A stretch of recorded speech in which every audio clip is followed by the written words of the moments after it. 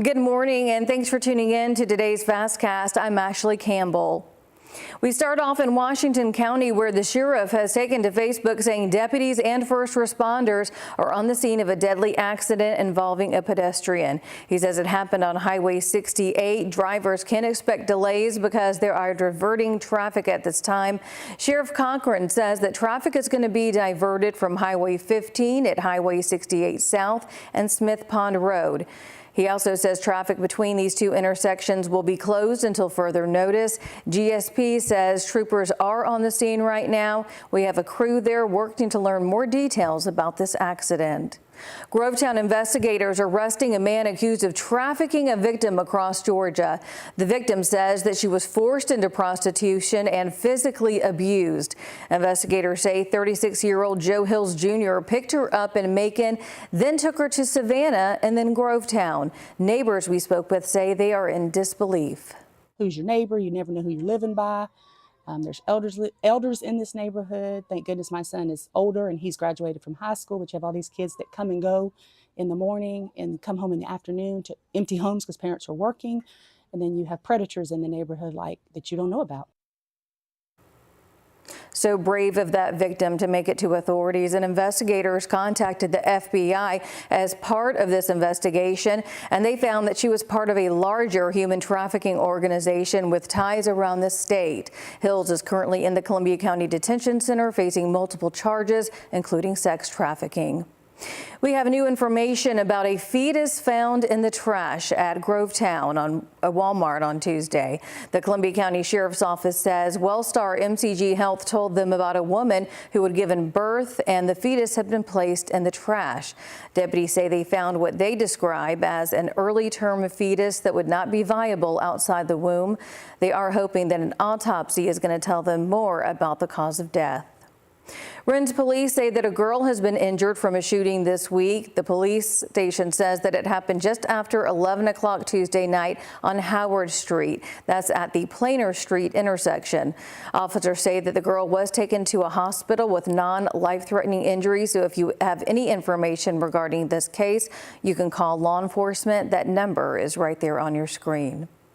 3 suspects are now behind bars accused of killing a 19-year-old in a parking lot on Acapulco Drive this past weekend. The coroner says Elijah Oliver was shot at least once. Richmond County deputies say 19-year-old Devin Garnett, 16-year-old Terrell Miller, and 18-year-old Nazir Mitchell are all facing murder and weapons charges. Arrest warrants show that Mitchell, along with Garnett and Miller, were engaged in a shootout, and Oliver was caught in the crossfire. We now know the name of the child who drowned in an Augusta pool Tuesday night. The Richmond County coroner saying that Kenzo Burt was found unresponsive in a neighborhood south of Daniel Field. An autopsy has been scheduled. And because of this news, we spoke with a local lifeguard to learn more about safety at the pool. She suggests staying away from blue-colored swimsuits because they can be hard to see underwater. She says brighter colors would be better. Plus, she says you can start preparing before you even get in the water. Very important what you eat and drink throughout the day, because heat exhaustion is a real thing and it affects a lot of people. It can cause seizures, it can cause exhaustion, which can cause drowning in the water. She also says communication is key. Let a lifeguard know when you're not okay and if a child can't swim. To Burke County now, where leaders tell us Sheriff Alfonso Williams removed a piece of a sign off a building without seeking the board's approval. Gregory T. Coursey is missing from the law enforcement center. Back in 2018, Burke County commissioners approved to name the building after him, a former sheriff. The sheriff's office released a statement saying that they made the move as part of a renovation project. The goal would be to enhance visibility and accessibility. Sheriff Alfonso Williams mentioned in a Facebook post that the plan has been in place for 2 years to redo the front of the building. He says it's because people ask where Sheriff Coursey is or if that building is the sheriff's office itself. Sheriff Williams says they kept Coursey's name on a sign out front and also on a plaque. Burke County commissioners are asking the sheriff to restore the signage on that building. The county manager claims that Sheriff Williams was the one to request the sign in the first place to honor Coursey.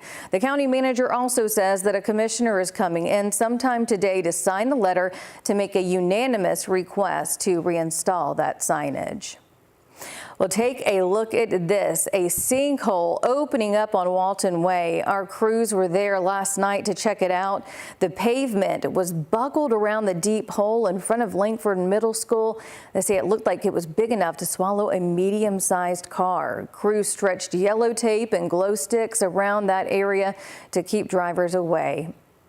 We're getting a first look at the new Lowe's grocery store in Aiken before it opens in about 30 minutes. And in case you didn't know, the brand has more than 80 locations in the Carolinas. It's going to have a bakery, coffee, beer den, and more. We caught up with the company president about what you can expect.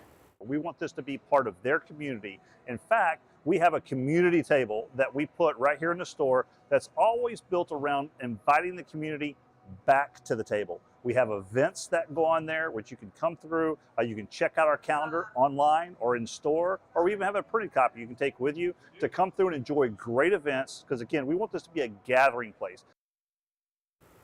Again, that grand opening kicking off today at 8 a.m. in Aiken. And we have got more back-to-school supply drives happening today. Rise Augusta and the Dr. Paulette P. Harris Literacy Center is hosting a back-to-school and books for Shay event. They're offering free backpacks with supplies along with literacy and mental health resources. That's happening at the Hub from 10 to 1. At Good Shepherd Baptist Church, they're going to be giving away backpacks, supplies, and more from 10 to 2. For a full list of drives, you can scan that code right there on your screen. It's going to take you to our website and article where we are constantly updating events for you to save money. We want to thank you for joining us on this News 12 FastCast. We're going to see you right back here at 11:50 a.m.